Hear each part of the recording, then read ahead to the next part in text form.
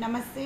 आज हम कक्षा 7 की संस्कृत की किताब रुचिरा द्वितीय भाग का तीसरा पाठ पढ़ेंगे, जिसका नाम है स्वावलंबनम, अर्थात स्व प्लस अवलंबन, जिसका मतलब है खुद पर ही निर्भर रहना। इस पाठ का हम हिंदी अनुवाद करेंगे और साथ ही अभ्यास कार्य भी देखेंगे। कृष्णमूर्ति श्रीकंठश्च मित्रे आस्थाम। कृष्णमूर्ति चा लिखा हुआ है यहाँ श्रीकंठ के बाद में, तो चा का मतलब है और। कृष्णमूर्ति और श्रीकंठ मित्र आस्ताम माने थे। कृष्णमूर्ति और श्रीकंठ मित्र थे। श्रीकंठस्य पिता समृद्ध आसीत। श्रीकंठ के पिता समृद्ध यानी धनी, आसीत माने थे। अतः तस्य भवने सर्वविधानि सुख साधनानि आसन। इसलिए तस्य यानी उनके भवन में, किनके भवन में? श्रीकंठ के भवन में। सर्वविधानि सभी प्रकार के सुख के, साधनानि साधन, आसन यानी थे। इसलिए उनके भवन में सभी प्रकार के सुख के साधन थे, सुख सुविधाएं थीं। तस्मिन् विशाले भवने चत्वारिंशत् स्तंभा आसन। तस्मिन् यानी उस विशाल भवन में, यानी उनके बहुत बड़े घर में चत्वारिंशत् यानी 40 स्तंभ यानी खम्बे थे। तस्य अष्टादश प्रकोष्ठेषु, अष्टादश यानी 18, प्रकोष्ठेषु यानी कमरे, तो उनके 18 कमरों में 50 यानी 50, गवाक्ष यानी खिड़कियाँ, चतुश्चत्वारिंशत् यानी 44, द्वाराणी यानी दरवाजे, 44 दरवाजे, और षट्त्रिंशत् यानी 36 विद्युत व्यजनानी च आसन। विद्युत व्यजनानी यानी पंखे, च माने और, आसन माने थे। उनके 18 कमरों में 50 खिड़कियाँ, 44 दरवाजे और 36 विद्युत यानी बिजली से चलने वाले पंखे थे। तत्र 10 सेवकाः निरंतरम कार्यम कुर्वन्ति स्म। तत्र यानी वहाँ यानी श्रीकंठ के घर में 10 यानी 10 सेवका यानी काम करने वाले नौकर, निरंतरम लगातार, कार्यम कुर्वन्ति करते, इसमें माने थे। वहाँ 10 सेवक लगातार कार्य करते रहते थे। परम कृष्णमूर्ते माता पिता च निर्धनो कृषक दंपति। परम यानी लेकिन, कृष्णमूर्ति जो था श्रीकंठ का मित्र, उसके माता पिता एक गरीब किसान दंपति थे। तस्य गृहम आडंबर विहीनम साधारणश्च आसीत। तस्य यानी उसका, किसका? कृष्णमूर्ति का। गृहम यानी घर, आडंबर विहीन यानी आडंबर से रहित, साधारण च यानी और, आसीत यानी था। उसका घर आडंबर से रहित और साधारण था। हाँ, तो बच्चों देखो, इस पैराग्राफ में यहाँ 2 मित्रों के परिवार के बारे में बताया गया है, जिनमें से एक मित्र तो हमारा धनी है और दूसरा मित्र एक गरीब परिवार से है। अगला पैराग्राफ देखते हैं। एकदा श्रीकंठ तेन सह प्रातः 9 वादने तस्य गृहम अगच्छत्। एकदा यानी एक बार, जो श्रीकंठ था, तेन यानी उसके, सह माने साथ, किसके साथ? कृष्णमूर्ति के साथ। प्रातः यानी सुबह, 9 वादने यानी 9 बजे, सुबह के 9 बजे, तस्य गृहम, उसके घर, अगच्छत, आया। एक बार श्रीकंठ उसके साथ सुबह 9 बजे उसके घर आया। तत्र कृष्णमूर्ति तस्य माता पिता च स्वयं शक्त्या श्रीकंठस्य आतिथ्यम अकुर्वन्। वहाँ, तत्र माने वहाँ, कृष्णमूर्ति, तस्य यानी उसके, माता पिता, च यानी और, तो वहाँ कृष्णमूर्ति और उसके माता पिता ने स्वयं अपनी शक्ति के अनुसार या अपनी सामर्थ्य के अनुसार श्रीकंठ का आतिथ्यम यानी अतिथि सत्कार अकुर्वन् किया। एतत् दृष्ट्वा श्रीकंठ अकथयत्। एतत् दृष्ट्वा यानी यह, एतत् माने यह, दृष्ट्वा माने देखकर, श्रीकंठ अकथयत्, अकथयत् यानी बोला, मित्र, अहम भवतां सत्कारेण संतुष्टो अस्मि। अहम माने मैं, भवताम यानी आपके, सत्कार यानी जो अतिथि सत्कार है जो कृष्णमूर्ति ने श्रीकंठ का किया था, संतुष्टो अस्मि कि मित्र मैं आपके सत्कार से संतुष्ट हूँ यानी खुश हूँ। केवलम इदमेव मम दुखम यत् तव गृहे एको अपि भृत्य नास्ति। केवल इदमेव मम, मम माने मुझे, इदमेव माने यही, दुख माने दुख है या पीड़ा है, यत् की, तब माने तुम्हारे, गृहे माने घर, एको अपि एक भी, भृत्य, भृत्य यानी नौकर, न अस्ति, न माने नहीं, अस्ति माने है, कि केवल मुझे यही दुख है कि तुम्हारे घर में एक भी नौकर नहीं है। मम सत्काराय भवतां बहु कष्ट जातम। मम माने मेरा, सत्कार यानी अतिथि सत्कार करने में आपको, भवताम यानी आपको, बहु माने बहुत ज़्यादा कष्ट हुआ, कि मेरा अतिथि सत्कार करने में आप लोगों को बहुत कष्ट हुआ। अब कृष्ण श्रीकंठ कह रहा है, मम गृहे तु बहवः कर्मकरा सन्ति। मम मेरे, गृहे घर में, तु यानी तो, बहव यानी बहुत सारे, कर्मकरा यानी काम करने वाले हैं, कि मेरे घर में तो बहुत सारे या अनेक काम करने वाले कर्मचारी हैं। तदा कृष्णमूर्ति अवदत्। तदा माने तब, कृष्णमूर्ति अवदत् बोला, मित्र, ममापि अष्टो कर्मकरा सन्ति। ममापि यानी मेरे पास भी, अष्टो माने 8, कर्मकरा काम करने वाले हैं। तब कृष्णमूर्ति बोला कि मित्र, मेरे पास भी 8 काम करने वाले हैं। अब देखो बच्चों, इस पैराग्राफ में कृष्णमूर्ति अपने 8 काम करने वाले सेवकों के बारे में बता रहा है। तो अपन देखते हैं। ते च द्वौ पादौ द्वौ हस्तौ द्वे नेत्रे द्वे श्रोते इति। वे हैं 2 पैर, 2 हाथ, 2 नेत्र और 2 कान हैं। एते प्रतिक्षणं मम सहायका। ये प्रतिक्षणम, प्रतिक्षणम यानी प्रत्येक पल, मम सहायका मेरे सहायक हैं।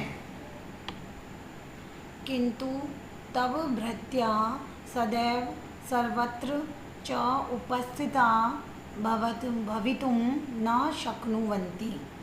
किंतु तब यानी तुम्हारे, भृत्या यानी सेवक, सदैव माने हमेशा, सर्वत्र यानी सभी जगह, च माने और, उपस्थिता यानी उपस्थित होने में, भवितुम यानी होने में, न शक्नुवन्ति समर्थ नहीं है। किंतु तुम्हारे नौकर हमेशा और सभी जगह उपस्थित होने में समर्थ नहीं हैं।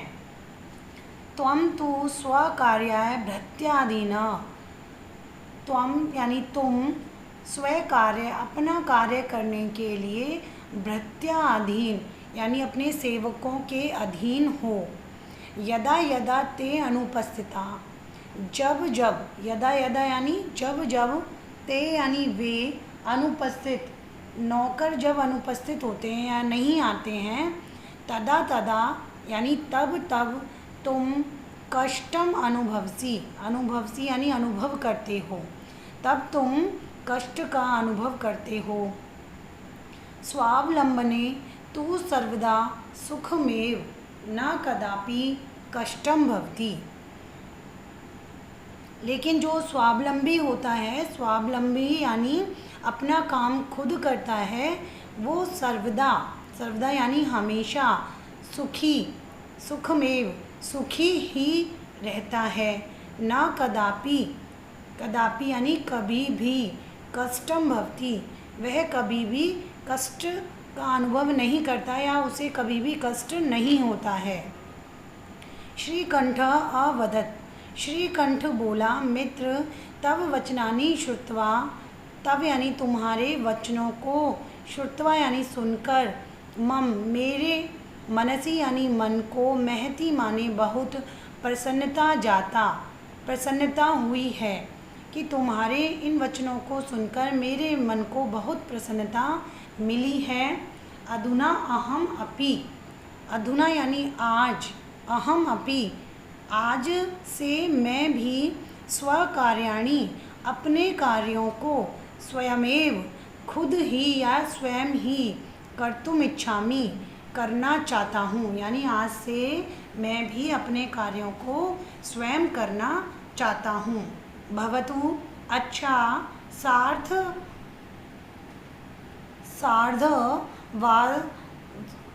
सार्धवादशवादनम इदम, 12:30 बज गए हैं। सांप्रतम गृहं चलामि, सांप्रतम यानी इस समय, गृहं चलामि मैं अपने घर जाता हूँ। अब देखो बच्चों, हमने इस पाठ का हिंदी अनुवाद देखा, अब हम इसके प्रश्नों को हल करेंगे। तो सबसे पहला है हमारा उच्चारणम कृत, हमें ये दिए गए, जो नीचे दिए गए ये शब्द हैं, इनका उच्चारण करना है।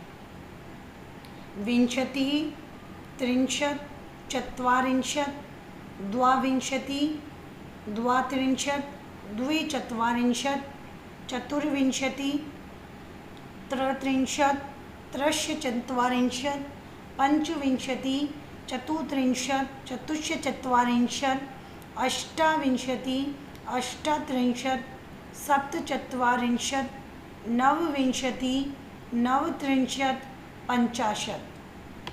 दूसरा प्रश्न है हमारा अधोलिखितानां प्रश्नानां उत्तराणि लिखत, यानी जो नीचे लिए गए प्रश्न हैं हमें इनके उत्तर लिखने हैं।